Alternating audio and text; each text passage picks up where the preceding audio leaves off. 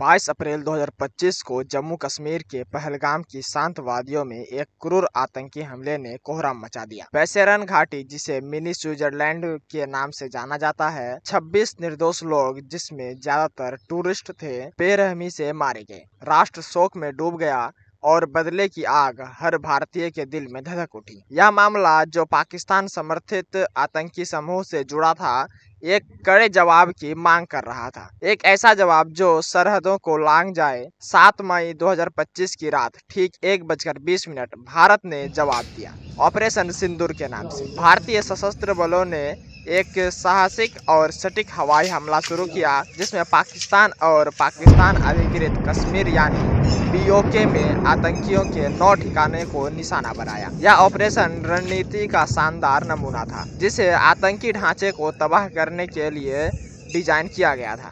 साथ ही यह सुनिश्चित किया गया कि आम नागरिकों को कोई नुकसान न पहुंचे। भारतीय वायुसेना, थल सेना और नौसेना ने एकजुट होकर आतंकी पर वार किया। निशाने पर कोई साधारण ठिकाने नहीं थे। ये जैश-ए मोहम्मद, लश्कर-ए-तैयबा और हिजबुल मुजाहिदीन जैसे कुख्यात समूहों के केंद्र थे। विश्वसनीय खुफिया जानकारी के आधार पर चुने गए 9 स्थानों में शामिल थे मरकज सुबहानल्लाह बहावलपुर। जैश-ए मोहम्मद का ऑपरेशन मुख्यालय 2019 के पुलवामा हमले से जुड़ा। मरकज तैयबा मुरीद के लश्कर-ए-तैयबा का प्रशिक्षण केंद्र, जहां 26/11 मुंबई हमलावरों को प्रशिक्षित किया गया। सरजल तहरा कलन जैश-ए मोहम्मद का एक शिविर, जो सीमा पर आतंक को बढ़ावा देता है। महमूना जोया सियालकोट हिजबुल मुजाहिदीन का प्रशिक्षण केंद्र। मरकज अहले हदीस बरनाला लश्कर-ए-तैयबा का गढ़। मरकज अब्बास कोटली पीओके में जैश-ए मोहम्मद का ठिकाना। मस्कर रहील शाहिद कोटली पीओके में एक और आतंकी केंद्र। सवाई नाला कैंप मुजफ्फराबाद लश्कर-ए-तैयबा का प्रशिक्षण मैदान, पाकिस्तान के अंदर 30 किलोमीटर दूर। सायदना बिलाल कैंप मुजफ्फराबाद जैश-ए मोहम्मद का हथियार और प्रशिक्षण के क्षेत्र। Rafale jets SCALP cruise missile से लैस जवानों ने सिर्फ 25 मिनट में ये हमले किए। भारत का संदेश स्पष्ट था, आतंकवाद बर्दाश्त नहीं किया जाएगा और दोषियों को न्याय के कटघरे में लाया जाएगा। जैसे ही धूल बैठी, पाकिस्तान ने शोर मचाया कि भारत ने नागरिकों और मस्जिदों पर हमला किया, जिसमें 8 लोगों की मौत हुई, जिसमें एक बच्चा भी शामिल था। उनके सैन्य प्रवक्ता ने दावा किया कि 12:45 पर पहला ड्रोन आया।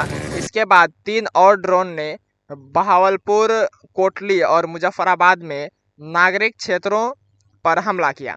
पाकिस्तान ने जवाबी कार्रवाई की कसम खाई और अपनी सेना को हाई अलर्ट पर रखा, लेकिन भारत अडिग रहा, यह जोर देकर कि कोई नागरिक ढांचा क्षतिग्रस्त नहीं हुआ और हमले केंद्रित, संतुलित और गैर विरोधीकारी थे, जो पाकिस्तानी सैन्य सुविधाओं को टालकर तनाव बढ़ने से बचे। भारत में ऑपरेशन सिंदूर ने गर्व और एकता की लहर पैदा की।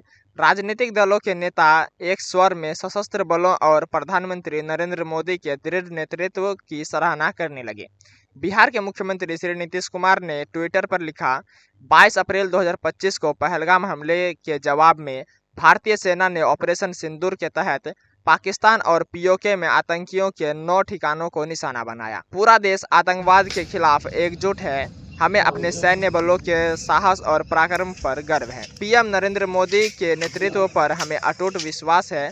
जय हिंद। असदुद्दीन ओवैसी AIMIM प्रमुख ने भी जोरदार बयान दिया, मैं हमारी रक्षा सेनाओं द्वारा पाकिस्तान में आतंकी ठिकानों पर किए गए लक्षित हमलों का स्वागत करता हूं। पाकिस्तानी डीप स्टेट को ऐसे सख्त सीख दी जानी चाहिए कि फिर कभी दूसरा पहलगाम ना हो। पाकिस्तान के आतंक ढांचे को पूरी तरह नष्ट करने। अखनूर की सड़कों पर लोगों ने पटाखे फोड़े और यही खुशी पहुंची संसद के गलियों तक। देश अपने सैनिकों के साथ खड़ा है।